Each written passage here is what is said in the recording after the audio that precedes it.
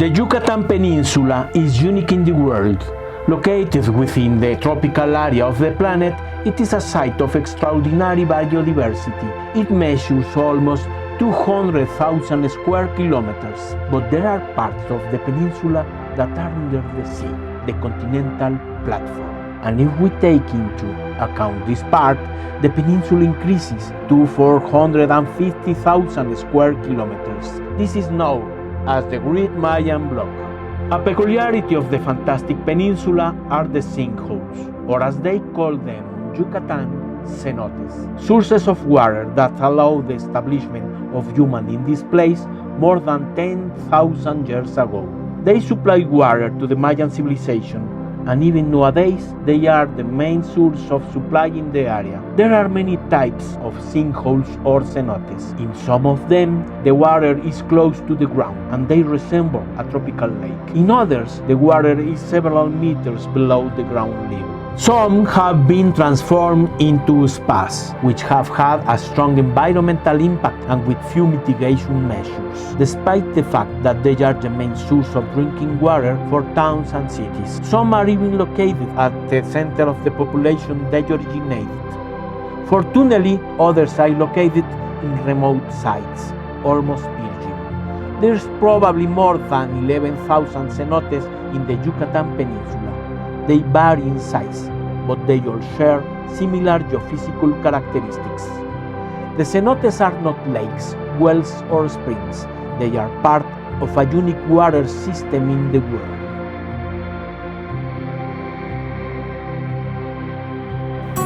In the Yucatan Peninsula, there are no rivers. Apparently, the rivers run below the earth. The largest underground river system in the world is located there. And the sinkholes or cenotes are the visible part of the system. Stay tuned, so you can discover one of the most interesting wonders of nature here in Biosphere Tales. Let's start from the beginning in order to understand one of the most formidable and strange hydrological systems in the planet. At the Yucatan Peninsula, the soils are very different from those of the rest of the world because have a very light color, almost white.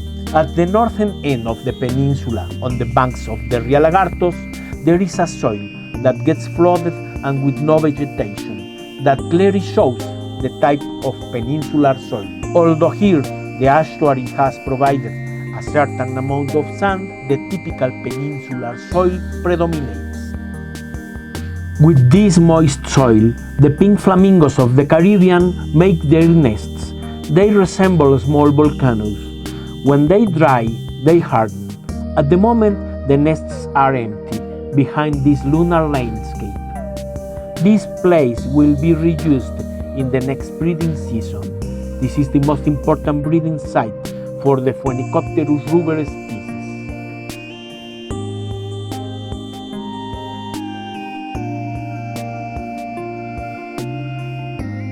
The unpaved roads in this region are always very light in color. The black land, rich in humus, is only a very thin layer, and the rustic paths of the peninsula shows the characteristical white soil.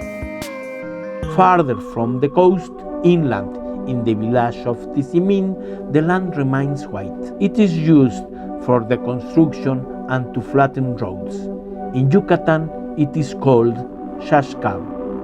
This is a small mine from which shashkab was extracted during a long period of time. When turned on the light, the mystery disappears, but we can observe the structure of the peninsular soil in detail. With your fingers you can feel the shashkab texture. During the Cretaceous period, this soil was the bottom of a shallow sea, between 65 and 150 million years ago. During that huge span of 85 million years, billions of animals, basically mollusks with shells, roamed everywhere. When they died, they were leaving behind their little shells that started to accumulate in the bottom. The sediment layer was growing millimeter to millimeter. After millions of years, many limestone layers started to form, up to 6 kilometers thick. The huge pressure turned that seabed into a hard limestone rock. Towards the end of the Cretaceous period, some 65 million years ago, that shallow sea began to disappear and the old seabed started to surface from the ocean. A large block of limestone began to emerge from the waters little by little. The Yucatan Peninsula was born. What was once the bottom of an old sea became the soil of the new peninsula. A visible heritage of the old seabed is the fact that the Yucatan Peninsula is one of the flattest places in the world. You can verify this when you climb a pyramid. There is an interesting and curious fact of that distant time. A few kilometers north of the newly emerged peninsula, huge meteorite of approximately 18 kilometers in diameter created the gigantic impact crater called Chicxulub.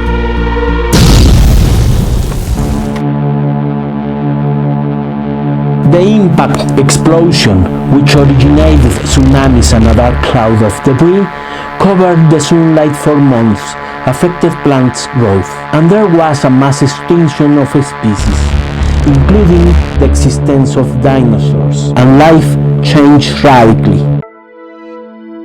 When the new Yucatan Peninsula emerged with its limestone soils in the tropical area of the planet and with good amount of rain, very soon covered with thick rainforests. The rains waters the jungles, but the excess water, instead of draining and forming streams and rivers, infiltrates the porous soil and drains down, very deep, where it starts to accumulate. But the water reacts with the limestone, dissolving it, and then they form caves and underground rivers beneath the surface. The water drains slowly to the lower parts, usually to the sea, but this is all happening underground. On the other hand, in some parts of the cave, the water started dripping from the roof, and so, little by little, the structures called stalactites started to grow.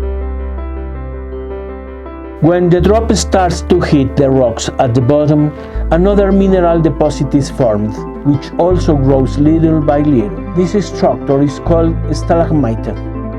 As time passes, stalactites join the stalagmites, which then form a column. Thousands or millions of years later, the drops that continue falling increase the thickness of the columns. But sometimes the ceilings of these caves collapse. The weakened ceiling collapses and falls into some parts, leaving a mound of debris on the bottom. The opening to the outside with water in the background is what is known as sinkhole or cenote. Then the caverns formed. With global warming, the sea level rises and many caves flooded. When the planet passed through new period of glaciation and water froze at the poles, the sea level went down and some caverns had air and water at the bottom again. This has happened several times. The last flood of the caves happened 10,000 years ago. There are cenotes near the sea, where salt water penetrates and floods the cavern in its lower parts, and fresh water from the rains fill the other half of the space.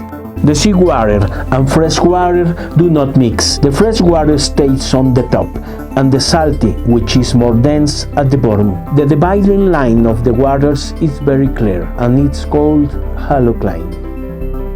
And there are other cenotes which are more far from the sea, that are filled only with pure fresh water from the rains. Anyway, the sinkholes openings with their varied shapes are the only access to the mysterious underground world under the floor of the Yucatan Peninsula.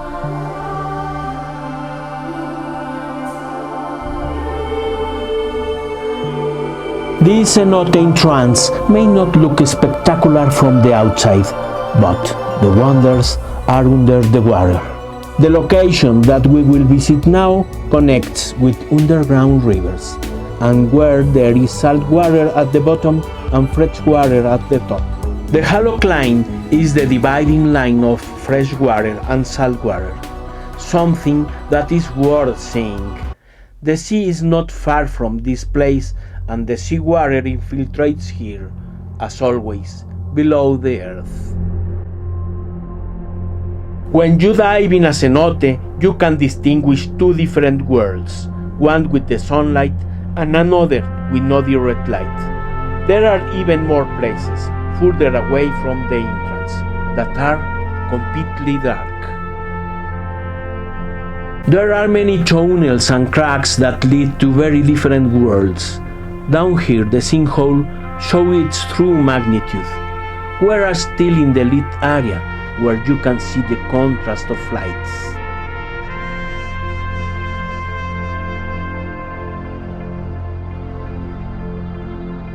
We are still in the freshwater zone and with plenty of light, although the cameraman has already turned on his lights to illuminate the foreground.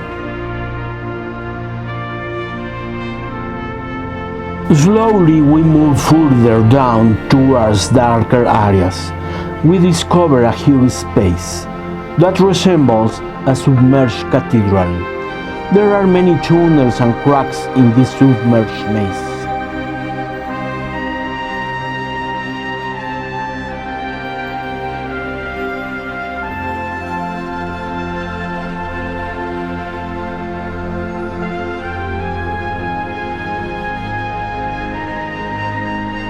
We finally arrive at the dark zone.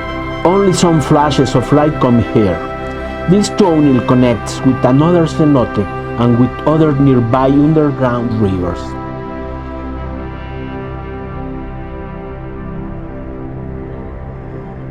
Here we discover the caverns with their stalactites and stalagmites. The cave flooded 10,000 years ago, when the last glaciation ended. The cavern froze in time, in a realm of total dark. The light zone is actually a tiny part of the system. The structures of the submerged cavern appear to be an old torture dungeon, although we can see it through the lens of science and be marveled with this scenario that formed thousands of years ago and has been flooded for about 10,000 years. The exit with light reminds us that we are simply temporary visitors in this strange world.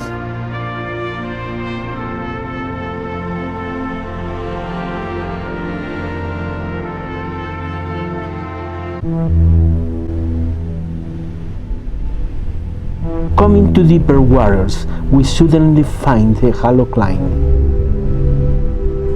Below these clouds that appear from another planet, there's salt water that came from the sea. It gives the impression that the border is difficult to pass. At least this seemed to be the case with this fish, which prefers to remain in the fresh water. However, it can move from the freshwater world to the salty without any difficulty. The passage of this border of lights and densities resembles the entrance to some strange planet with a very rare atmosphere.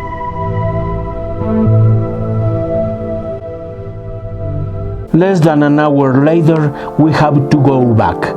Natural light's comforting, although we feel nostalgic about living a wonderful world.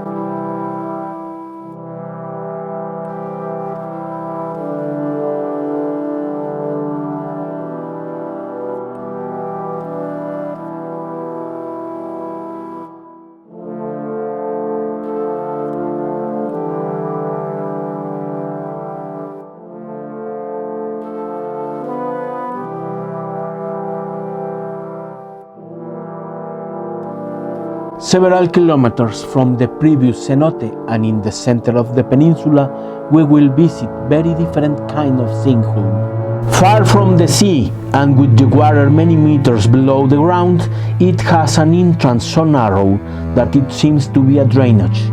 It's a simple hole in the ground, You descend down a long staircase into the earth. As we descend, the darkness is increasing. Little light comes from the narrow entrance. Several meters below the ground, the space opens up, similar to going through the neck of a bottle, but further down, the space widens much more. From the platform, there is only one more step to enter the underwater world of this sinkhole or cenote.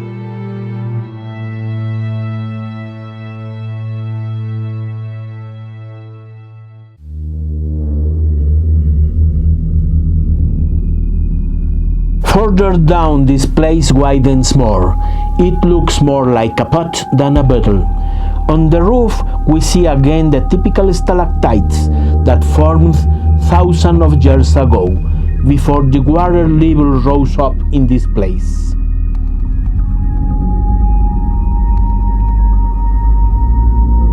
Even deeper, the walls reveal the ancient layers of the old seabed that turned into rock. Layers are between 65 and 150 million years old. The deeper layers are older. Part of the planet's history is written here in great detail.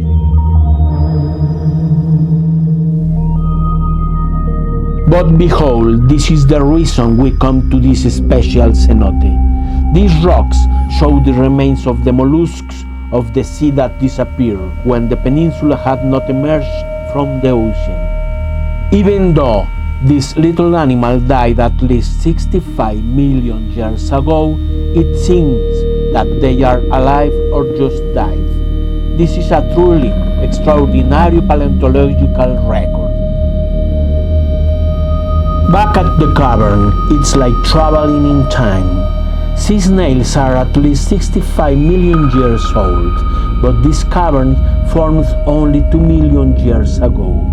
In the span of those 2 million years of the cavern's formation, the sea has had different levels. When the sea level went down by some glaciation, the cavern ran out of water, and the drip slowly built these structures. Later, the cave flooded again, and this ghostly place was left behind.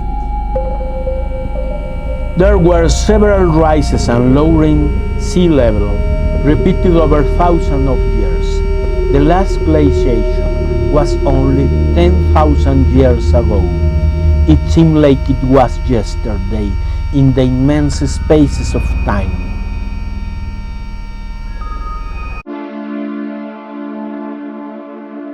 Certainly, sinkholes and underground rivers have a formidable geological history, but also human history around these water bodies is fascinating. The great Mayan civilization originated in the Yucatan Peninsula. There are still some Mayan cities lost in the jungle, but others have already been explored and are better known. A curious fact: the Mayan villages and cities were always established next to a cenote. These were their main source of water supply. Even today, each village has its own sinkhole. For the Mayas, they were the entrance to the underworld. The cenotes are very deep. Some haven't been found in the background. This one in particular has a very special history. On the other hand, each sinkhole has its own personality. Each is different and comes with its own surprises. At 30 meters deep, there is a curtain of lights, a natural setting in which many things have already happened, as we will see later. From here, the bubbles rise slowly and take time to reach the surface. But this theatrical setting is not the deepest. We keep going down to 40 meters deep. Here we find a human skeleton. The skull is clearly visible. It is from the Mayan period. The Mayans deformed the head, and these bones have that deformation. We don't know if this person accidentally fell here or if it was a human sacrifice. Nonetheless, this person has been submerged here since before Columbus came to America. The light from the entrance now looks like a small and distant little light. A catfish passes by, a sign that there is still life in the cenotes. Later, we see the jaw of our Mayan friend. The bones are scattered in the background. We let him rest in peace. We respect the place and do not touch or remove anything. Perhaps soon science will tell us more about this unusual underwater tomb. Back with our encounter with history, we cannot stop exploring a little more this wonderful sinkhole. We enter a cave which has not stalactites in it. It's smooth, but the sight is impressive. The darkness dominates this place. In some holes of the ceiling has accumulated air from our tanks and forms an inverted mirror. After several minutes through this fantastic historical travel, caves and passageways, we find the light at the end of the tunnel, and we head towards it, towards our world, wishing that the Mayan underworld will continue to be preserved for the future.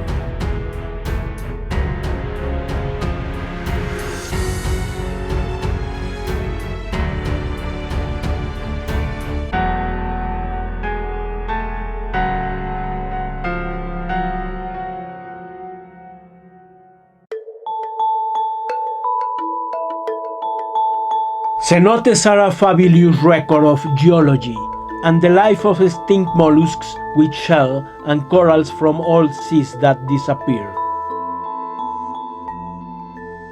But today life is still written within them.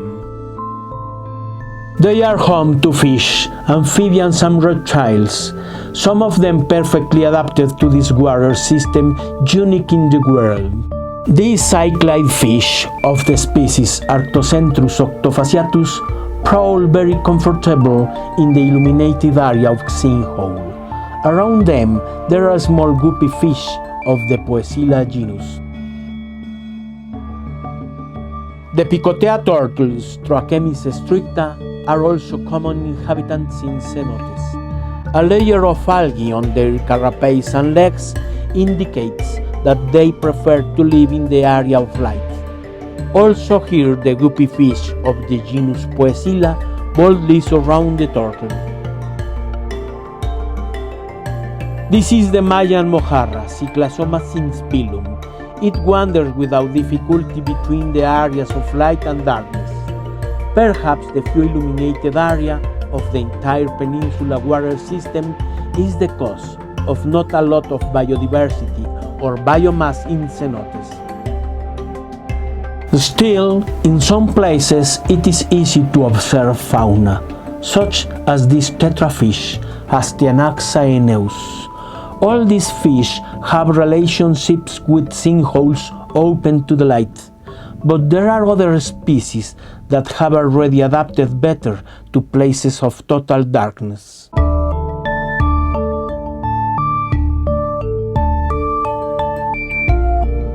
These catfish are well adapted to the dark. If we turn off the underwater lamps, there would be total darkness. This species, Ramdia guatemalensis, is not unique to sinkholes, but it is a very common species in them.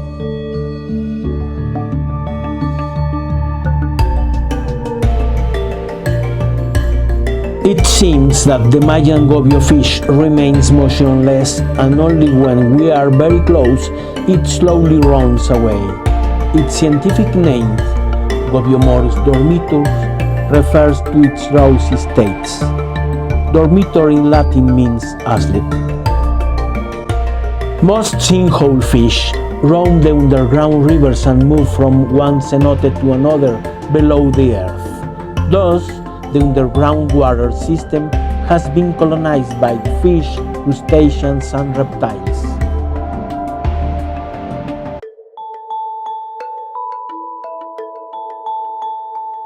In this dive, we go in search of the underground rivers and how one cenote is connected to another, and how the water follows its tortuous path through the rare peninsula water system. Leaving the light area of the entrance of the sinkhole, we enter the underground rivers, where total darkness reigns. At times, the passageways widen. The yellow vital line is a comfort in this place. Following it, we know that there will be a way out. We find spaces where the structures of the flooded cavern tell us again of thousands of years of dripping when the cavern was not flooded. In some places the river has air above. It is still a dark and subterranean world. We poke our head and we can breathe without the diving equipment. The roof is full of stalactites. Without our lamps, here we could not see anything. This is one of the most interesting secret places of the hydrological system of this fabulous peninsula. The cave must have contact with the outside world, through some crack. Signs there are bats here. After a breath of natural air, we have to return to the deep, since there is no exit here. In many parts of these rivers you can feel a light flow.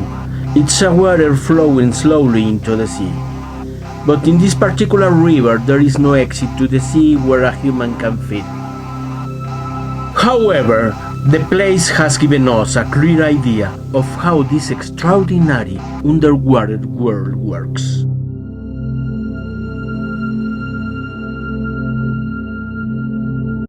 The water from sinkholes and underground rivers slowly flow into the sea, but you cannot see this on the surface. Many rivers lead to the bottom of coastal lagoons such as this one, and the lagoons are connected directly to the sea. Many others lead to sea, but to the seabed itself. In some parts under the sea, it is possible to see where there are springs where fresh water comes to meet with the ocean. And it is precisely where we are headed, to a spring where the water from the underground rivers finally comes out to the sea. There is a place near the coast where it is possible to see the end of a cenote.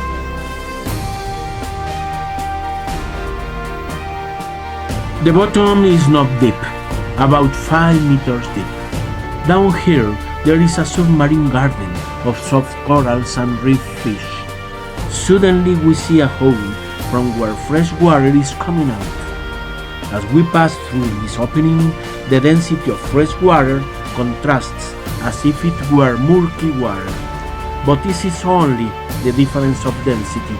This is exclusively fresh water.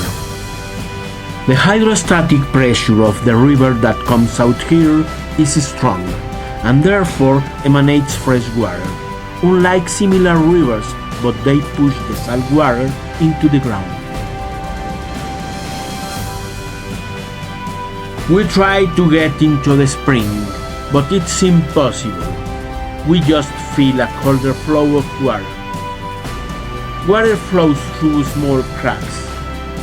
We have finished the journey through one of the most fabulous water systems in the world.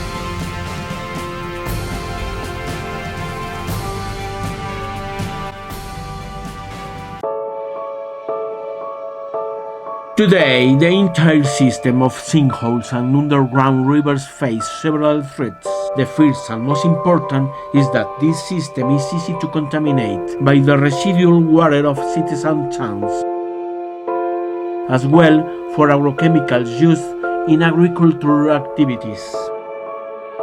Contaminated water also filtrates and reaches the peninsular water system. Without wastewater treatment plants, sooner or later pollution will reach cenotes and rivers. On the other hand, many sinkholes have become public spas without mitigation measures, exceeding the capacity of the place.